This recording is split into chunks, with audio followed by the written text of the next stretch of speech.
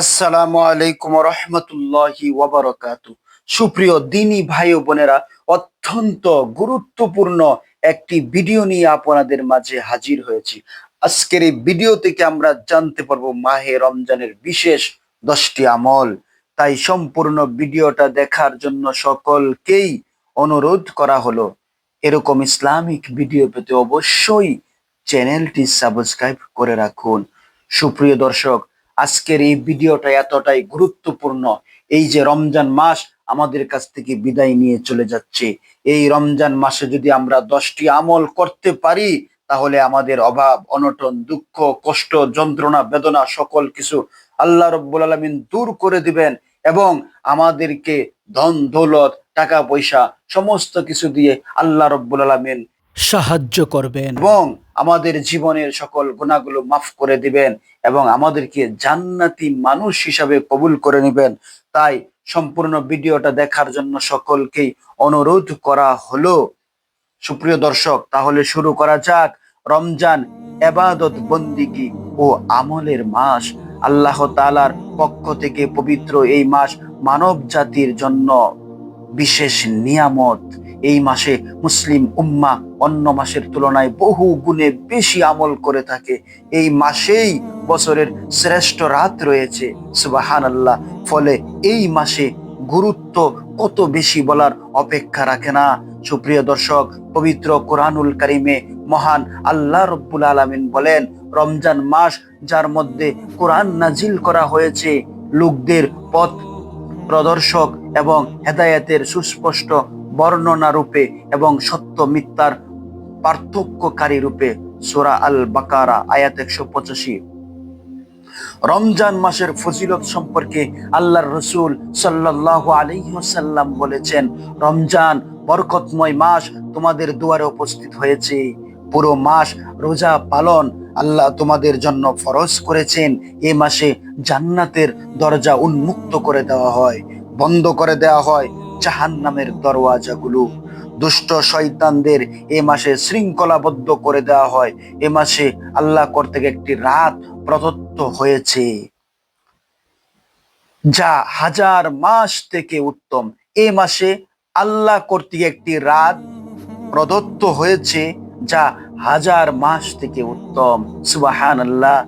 যে এর কল্যাণ থেকে বঞ্চিত হলো, সে মহা কল্যাণ থেকে বঞ্চিত হলো। সুপ্রিয় দর্শক, এ মাসে বেশ কিছু গুরুত্বপূর্ণ আমল রয়েছে যেগুলো পালন করার মাধ্যমে আমরা জান্নাতে যেতে পারি, জাহান্নাম থেকে মুক্তি পেতে পারি। সেই বিষয়গুলো এখানে তুলে ধরা হলো। এ মাসে বেশি বেশি দান সৎকা করার জন্য চেষ্টা করতে হবে। এতিম বিধবা ও গরিব মিসকিনদের প্রতি সহানুভূতিশীল হওয়া ও বেশি বেশি দান খয়রাত করা।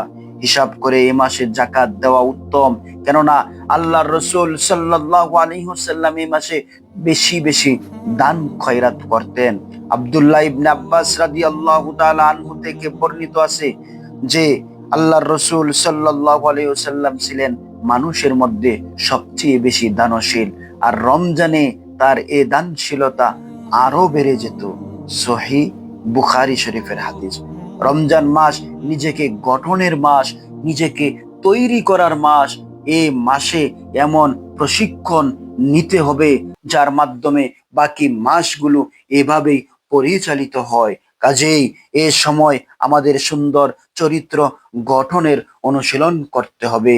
আল্লাহর রাসূল সাল্লাল্লাহু আলাইহি ওয়াসাল্লাম বলেছেন, তোমাদের মধ্যে কেউ যদি রোজা রাখে, সে যেন তখন অশ্লীল কাজ শোরগোল থেকে বিরত থাকে।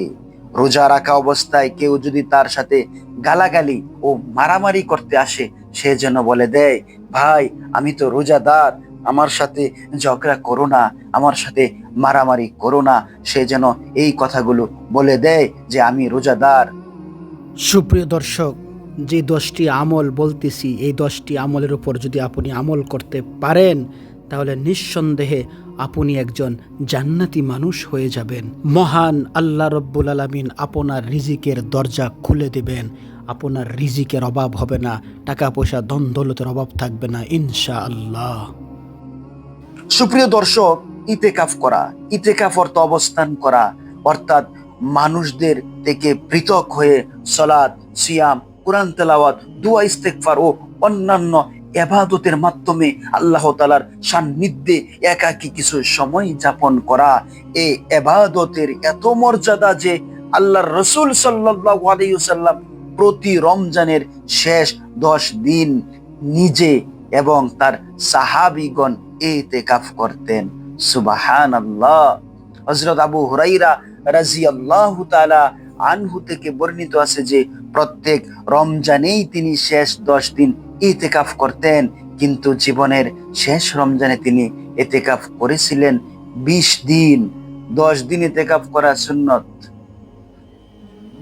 সুপ্রিয় দর্শক, তারপর দাওয়াতে দিনের কাজ করা। রমজান মাস হচ্ছে দিনের দাওয়াতের সর্বোত্তম মাস, আর মানুষকে আল্লাহর দিকে ডাকা উত্তম কাজ। এজন্য এ মাসে মানুষকে দিনের পথে নিয়ে আসার জন্য আলোচনা করা, কোরআন ও হাদিসের দ্বারস প্রধান, বই বিতরণ, কোরআন বিতরণ ইত্যাদি কাজ বেশি বেশি করা। কোরআনের ঘোষণা, ওই ব্যক্তির চাইতে উত্তম আর কে হতে পারে? ওই ব্যক্তির চাইতে উত্তম কথা আর কার হতে পারে যে আল্লাহর দিকে ডাকলো, নেক আমল করলো এবং ঘোষণা করলো যে আমি একজন মুসলিম। সুপ্রিয় দর্শক, হাদিসের মধ্যে এসেছে ভালো কাজের পথ প্রদর্শনকারী, এ কাজ সম্পাদনকারী অনুরূপ সওয়াব পাবে। যদি আপনি একজনকে ভালো কাজের পথ দেখান, ও ভালো কাজ করুক না করুক, ওই ভালো কাজ করার মতো সব আল্লাহ রাব্বুল আলামিন আপনাকে দান করবে। হাদিসের মধ্যে আছে আদ-দালু আলাল খায়রি কাফাইলি, যে ব্যক্তি ভালো কাজের পথ দেখায় সে ভালো কাজ করার মতো সওয়াব পায়। সুবহানাল্লাহ। সুপ্রিয় দর্শক, সামর্থ্য থাকলে উমরা পালন করা। এ মাসে একটি উমরা পালন করলে একটি হজ আদায়ের সমান সওয়াব হয়। সুবহানাল্লাহ। আব্দুল্লাহ ইবনে আব্বাস রাদিয়াল্লাহু তাআলা আনহু থেকে বর্ণিত হাদিসে আল্লাহর রাসূল সাল্লাল্লাহু আলাইহি ওয়াসাল্লাম বলেছেন, রমজান মাসে উমরা করা আমার সাথে হজ আদায় করার সমতুল্য। সুবহানাল্লাহ। সহিহ বুখারী শরীফের হাদিস। সুপ্রিয় দর্শক, এই মাসে লাইলাতুল কদর তালাশ করা। রমজান মাসে এমন একটি রাত রয়েছে যা 1000 মাসের চেয়ে উত্তম। আল কোরআনের ঘোষণা, কদরের রাত 1000 মাসের চেয়ে উত্তম। সূরা কদরে আল্লাহ রাব্বুল আলামিন বলেন। হাদিসে নবী করিম সাল্লাল্লাহু আলাইহি ওয়াসাল্লাম আরো বলেছেন, যে ব্যক্তি ঈমান ও সওয়াব পাওয়ার আশায় ইবাদত করবে তার পূর্বের সকল গুনাহ মাফ করে দেওয়া হবে। সুবহানাল্লাহ। সহিহ বুখারী শরীফের হাদিস। এ রাত লাভ করতে সক্ষম হওয়া বিরাট সৌভাগ্যের বিষয়। এ রাত লাভ করতে সক্ষম হওয়া বিরাট সৌভাগ্যের বিষয়। এক হাদিসে আম্মা জান আয়েশা রাদিয়াল্লাহু তাআলা আনহা বলেন, রাসূল করিম সাল্লাল্লাহু আলাইহি ওয়াসাল্লাম অন্য সময়ের তুলনায় রমজানের শেষ 10 দিনে অধিক হারে পরিশ্রম করতেন। সহিহ মুসলিম। লাইলাতুল কদরের দোয়া। আম্মা জান আয়েশা রাদিয়াল্লাহু তাআলা আনহা বললেন, হে আল্লাহর নবী সাল্লাল্লাহু আলাইহি ওয়াসাল্লাম, যদি আমি লাইলাতুল কদর পেয়ে যাই তবে কি বলবো? আল্লাহর রাসূল সাল্লাল্লাহু আলাইহি ওয়াসাল্লাম বললেন, হে আয়েশা, লাইলাতুল কদর পেয়ে গেলে তখন তুমি বলবে, আল্লাহুম্মা ইন্নাকা আফুউন কারীম তুহিব্বুল আফওয়া ফা'ফু আন্নি। আল্লাহুম্মা ইন্নাকা আফুউন কারীম তুহিব্বুল আফওয়া ফা'ফু আন্নি। আল্লাহুম্মা ইন্নাকা আফুউন কারীম তুহিব্বুল আফওয়া ফা'ফু আন্নি। আল্লাহুম্মা ইন্নাকা আফুউন কারীম তুহিব্বুল আফওয়া ফা'ফু আন্নি। অর্থাৎ, হে আল্লাহ, আপনি মহানুভব ক্ষমাশীল, আপনি ক্ষমা করতে পছন্দ করেন, অতএব আপনি আমাকে ক্ষমা করুন। সুপ্রিয় দর্শক, দোয়াটি আমি বাংলায় লিখে দিয়েছি, যারা আরবি পারেন না তারা বাংলা দেখে দেখে দোয়াটি মুখস্থ করে নেন। সুপ্রিয় দিনী ভাই ও বোনেরা, বেশি বেশি দোয়া ও কান্নাকাটি করা। রমজান মাস আমাদের কাছ থেকে বিদায় নিয়ে চলে যাচ্ছে, আমাদের উচিত বেশি বেশি কান্নাকাটি করে কাকুতি মিনতি করে আল্লাহর কাছে দোয়া করা। দোয়া একটি গুরুত্বপূর্ণ ইবাদত, এজন্য এই মাসে বেশি বেশি দোয়া করা ও আল্লাহর নিকট বেশি বেশি কান্নাকাটি করা। হাদিসে এসেছে ইফতারের মুহূর্তে আল্লাহ রব্বুল আলামিন বহু লোককে জাহান্নাম থেকে মুক্তি দিয়ে থাকেন। মুক্তির এই প্রক্রিয়াটি রমজানের প্রতি রাতেই চলতে থাকে। সুবহানাল্লাহ। অন্য হাদিসে এসেছে রমজানের প্রতি দিবসে ও রাতে আল্লাহ তাআলা অনেককে মুক্ত করে দেন। প্রতি রাতে ও দিবসে প্রতি মুসলিমের দোয়া কবুল করা হয়। সুবহানাল্লাহ। সুপ্রিয় দর্শক, এই রমজান চলে যাইতেছে, আমরা অবশ্যই ইফতার করব।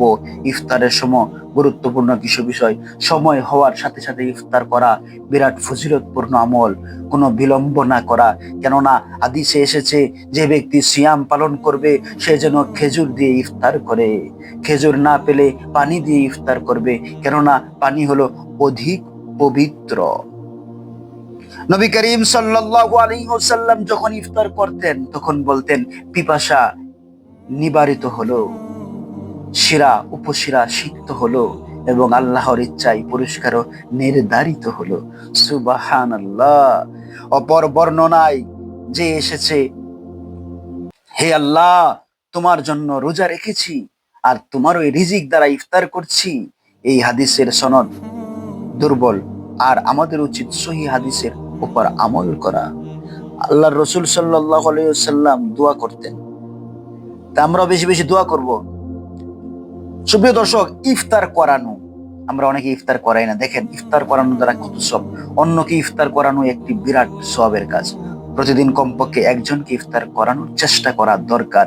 কেননা হাদিসে এসেছে যে ব্যক্তি কোনো রোজাদারকে ইফতার করাবে সে তার সম পরিমাণ সওয়াব লাভ করবে। সুবহানাল্লাহ। তাদের উভয়ের সওয়াব থেকে বিন্দু মাত্র কম হবে না। সুপ্রিয় দর্শক, তওবা ও ইস্তেগফার করা। তাওবা বা তাওবা শব্দের আবিধানিক অর্থে ফিরে আসা, গুনাহের কাজ আর না করার সিদ্ধান্ত নেওয়া। এই মাস তওবা করার উত্তম সময়, আর তওবা করলে আল্লাহ খুশি হন। কোরআনে এসেছে, হে ঈমানদারগণ, তোমরা আল্লাহর কাছে তওবা করো। খাঁটি তওবা আশা করা যায় তোমাদের রব তোমাদের পাপ সমূহ মোচন করবেন এবং তোমাদের এমন জান্নাত সমূহে প্রবেশ করাবেন যার পাদদেশে নহর সমূহ প্রবাহিত। সুপ্রিয় দর্শক, আল্লাহর রাসূল সাল্লাল্লাহু আলাইহি ওয়াসাল্লাম বলেছেন, হে মানব সকল, তোমরা আল্লাহর নিকট তাওবা এবং ক্ষমা প্রার্থনা করো, আর আমি দিনে তার নিকট 100 বারের বেশি তাওবা করে থাকি। সুপ্রিয় দর্শক, আমাদের প্রিয় নবী মুহাম্মদ সাল্লাল্লাহু আলাইহি ওয়াসাল্লাম, যার কোনো গুনাহ ছিল না, নিষ্পাপ ছিলেন, তিনিও প্রতিদিন 100 বারের উপরে তওবা করতেন। সুবহানাল্লাহ। তবে তওবা ইস্তেগফারের জন্য উত্তম হচ্ছে মন থেকে সাইয়্যিদুল ইস্তেগফার পড়া। আর তা হচ্ছে, হে আল্লাহ, তুমি আমার প্রতিপালক, তুমি ছাড়া প্রকৃত ইবাদতের যোগ্য কেউ নাই, তুমি আমাকে সৃষ্টি করেছো আর আমি তোমার গোলাম, আর আমি সাধ্যমতো তোমার সাথে কৃত অঙ্গীকারের উপর অবিচল রয়েছি। আমার কৃত কর্মের অনিষ্ট থেকে তোমার কাছে আশ্রয় প্রার্থনা করছি। আমাকে যত নিয়ামত দিয়েছো সেগুলোর স্বীকৃতি প্রদান করছি, যত অপরাধ করেছি সেগুলো স্বীকার করছি। অতএব তুমি আমাকে ক্ষমা করে দাও, কারণ তুমি ছাড়া ক্ষমা করার আর কেউ নাই। সুপ্রিয় দর্শক, ফজিলত, যে কেউ দৃঢ় বিশ্বাসের সাথে দিনের বেলা এই দোয়াটি সাইয়্যিদুল ইস্তেগফার, যেটি আমি ভিডিওর শেষে বলে দেব, ইনশাআল্লাহ পাঠ করবে, ওই দিন সন্ধ্যা হওয়ার আগে মৃত্যুবরণ করলে ওই ব্যক্তি জান্নাতি হবে। সুবহানাল্লাহ। যে ব্যক্তি ইয়াকিনের সাথে রাত্রিতে পাঠ করবে, ওই রাত্রিতে মৃত্যুবরণ করলে সে জান্নাতি হবে। সুবহানাল্লাহ। সহিহুল বুখারী শরীফের হাদিস। সুপ্রিয় দর্শক, সাইয়্যিদুল ইস্তেগফার অনেক গুরুত্বপূর্ণ একটি ইস্তেগফার। সাইয়্যিদুল ইস্তেগফার পরে যদি আমরা আল্লাহ তাআলার কাছে দোয়া করি, আমরা যা কিছু চাইবো, আমরা অভাবে আছি, অভাব অনটন দূর করে দিবে আল্লাহ রাব্বুল আলামিন। আমরা ঋণগ্রস্ত আছি, ঋণের জন্য দোয়া করবো, আল্লাহ আমার ঋণ দূর করার তৌফিক দাও, আল্লাহ রাব্বুল আলামিন সেই তৌফিক দান করবেন। আমাদের যা যা প্রয়োজন আমরা সাইয়্যিদুল ইস্তেগফারের পরে আল্লাহ রাব্বুল আলামিনের কাছে বলবো। ইনশাআল্লাহ অবশ্যই মহান মালিক আল্লাহ রাব্বুল আলামিন আমাদের দিকে রহমতের নজরে তাকাবেন। সাইয়্যিদুল ইস্তিগফার। আল্লাহুম্মা আনতা রব্বি লা ইলাহা ইল্লা আনতা খলাকতানি ওয়া আনা আবদুকা ওয়া আনা আলা আহদিকা ওয়া ওয়াদিকা মাস্তাতাতু আউযু বিকা মিন শাররি মা সানাতু আবুউ লাকা বিনি'মাতিকা আলাইয়া ওয়া আবুউ বিযামবি ফাগফিরলি ফা ইন্নাহু লা ইয়াগফিরুয যুনুবা ইল্লা আনতা। সকলেই মুখস্থ করে নেবেন ইনশাআল্লাহ। সুপ্রিয় দর্শক, বরাবরের মতো এবারেও সকলের সুস্থতা কামনা করে এখানেই শেষ করছি। সকলেই ভালো থাকবেন। মহান আল্লাহ রাব্বুল আলামিন যেন আপনাদের হায়াতে, আপনাদের রিজিকে, আপনাদের চাকরি ব্যবসা বাণিজ্যের মধ্যে বরকত দান করে আপনাদের সকলের দিলের নেক আশাগুলো যেন পূরণ করে, সেই আশা ব্যক্ত করে এখানে শেষ করছি। আল্লাহ হাফেজ। আসসালামু আলাইকুম ওয়া রাহমাতুল্লাহি ওয়া বারাকাতুহু।